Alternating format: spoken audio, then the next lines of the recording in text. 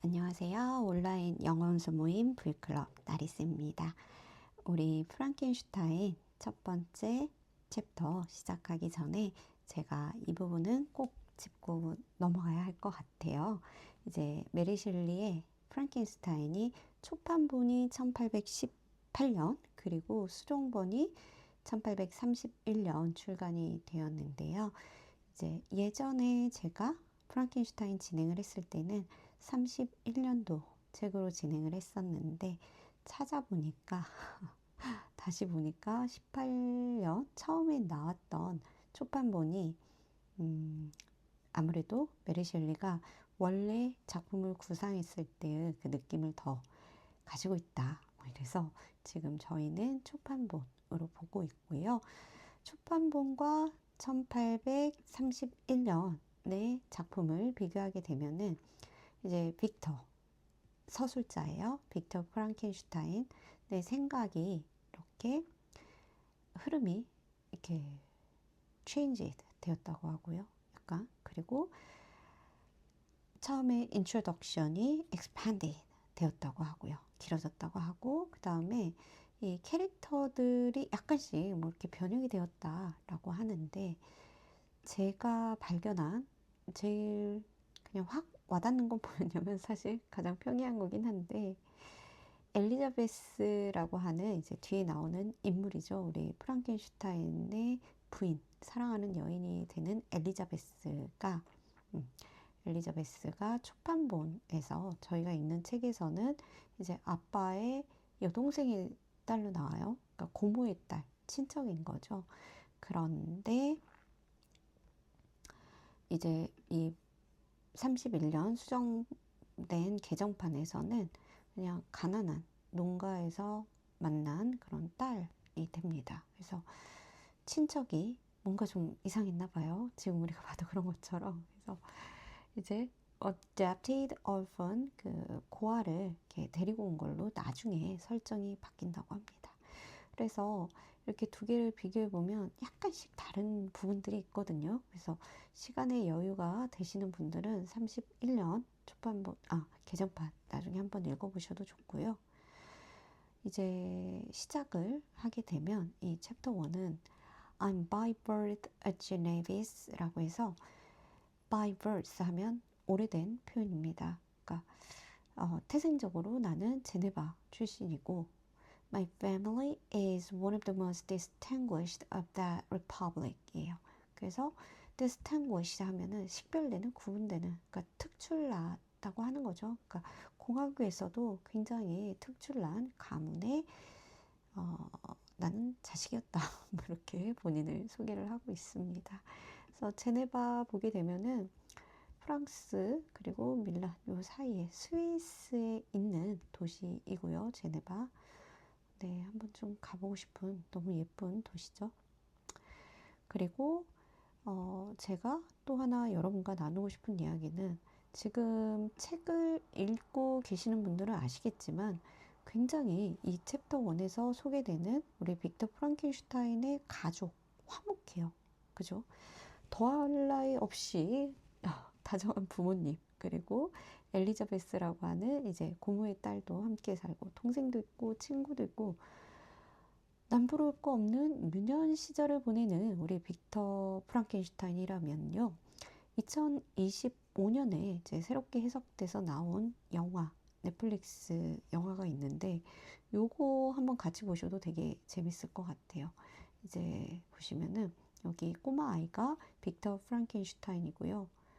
책에서는 굉장히 화목한 집에서 자랐다고 하지만 이 영화에서는 엄마 보이시나요? 범상치 않죠. 근데 그래픽은 굉장히 예뻐요. 화면은 굉장히 예뻐서 저는 보시는 거 추천을 드리고요. 이 장면도 너무 예뻤던 장면인데 딱 엄마 그리고 아빠가 이제 출장지에서 돌아왔던 어떤 장면인데 의사예요. 그래서 아들에게 의학을 가르치면서 막 때리기도 하고 굉장히 엄한 아버지로 나옵니다.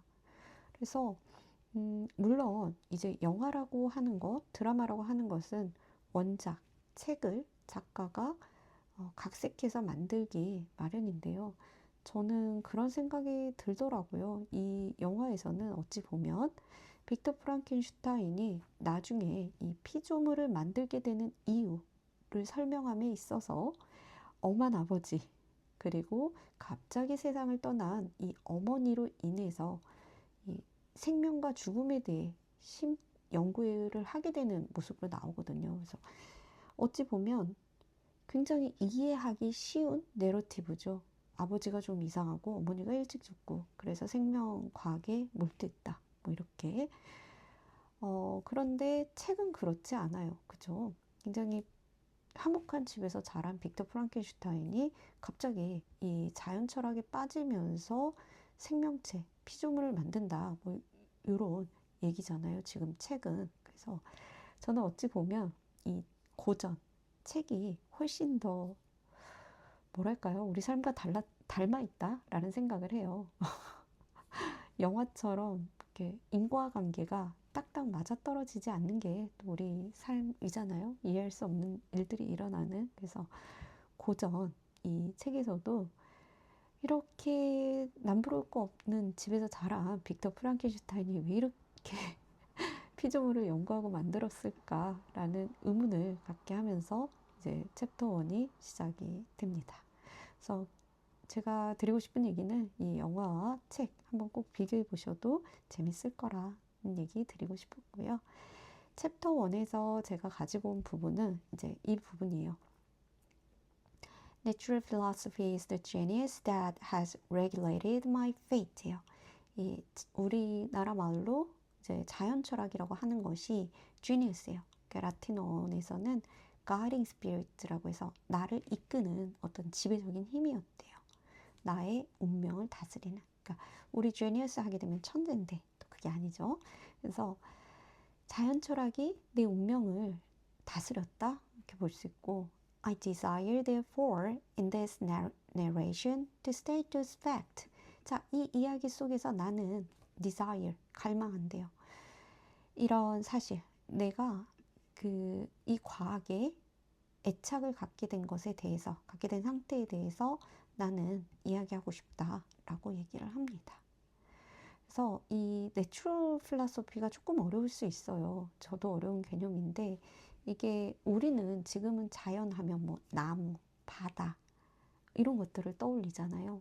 그런데 원래 이 자연 철학 이전에 고대 그리스어 히라버에서는 이제 physics라는 말이 라틴어로 가면서 natural, natura 이렇게 바뀌었다고 해요. 그래서 이 physics 하게 되면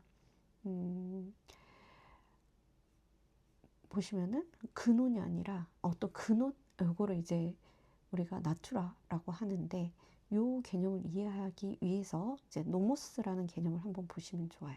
그러니까 피지스라고 하는 거 그리스에서 히라버에서 말하는 피지스라고 하는 것은 자연, 본성, 원래 있는 거, 생겨나는 것을 의미를 한다면 노모스라고 하는 것은 인간이 만든 법, 제도, 관습, 인위적인 거죠. 그죠? 그래서 피지스를 연구한다는 것은 어떤 사물, 우리 주변에 있는 것, 근본을 연구한다? 뭐 이렇게 보셔도 좋을 것 같아요. 그래서 이 자연 철학이라고 하는 것은 뭐 바다, 물 이런 걸 연구한다기보다는 정말 근본적인 물질에 대해서 연구한다? 라고 보시면 좋을 것 같아요. 그래서 이제 이런 것에 조금 우리 빅터 프랑켄슈타인이 정말 근본적인 물질에 대한 호기심이 있었구나 라고 보시면 되고요. 자, 이게 시작되게 된 이유는 내가 13살 때 We all went on a party of pleasure 여행을 갔어요. The bath near 텀너라고 하는데 이 텀너라고 하는 것은 제네바에서 이렇게 마차를 타고 갔겠죠. 이때는 이제 호수가 있고 이 톤론이라고 하는 온천이 있는 바드라고 하죠. 온천이 있는 그 마을로 이제 여행을 간 거죠. 근데 the inclemency of the weather obliged us라고 해서 우리를 이제 remain a day 그 머무르게 해요. 여관에 그러니까 호텔에 머물게 했다는 거죠. 날씨가 안 좋아서 밖에 못 나간 거죠. And this house I chanced to find a volume of the works. 어떤 작품 하나, 책 한 권을 찾게 되는데 chanced, 우연히 코넬리우스 아그리파예요. 코넬리우스 아그리파라고 하는 사람의 책을 보게 됩니다. 그래서 아그리파는요, 독일의 신학자, 철학자 뭐 이렇게 나오는데 인간 지식에 대해 회의를 갖고 있었던 사람이래요. 그래서 occult라고 하는 신비주의, 점성술 이런 지금 들어도 되게 어려울 것 같은. 근데 이 1400년대 15세기 16세기 사람인데 작품이 나왔던 거는 이제 배경이 17세기죠. 그래서 한참 전에 200년 300년 전에 연구했던 이 사람의 책을 보고서 자연철학에 빠지게 된 거고요. I opened it with apathy 라고 해서 무관심하게 열었는데 which attempt to demonstrate, 이 사람이 설명하는 거. 그리고 wonderful fact which he relates, 그가 서술하는 wonderful, 한 아름다운 엄청난 그 사실은 change this feeling with enthusiasm, 어떤 열정으로 바꿔줘요. A new light seemed to dawn upon my mind죠. 새로운 빛이 나한테 떨어졌고요. bounding with joy니까 막 기쁨으로 뛰어요. I communicate my discovery to my father.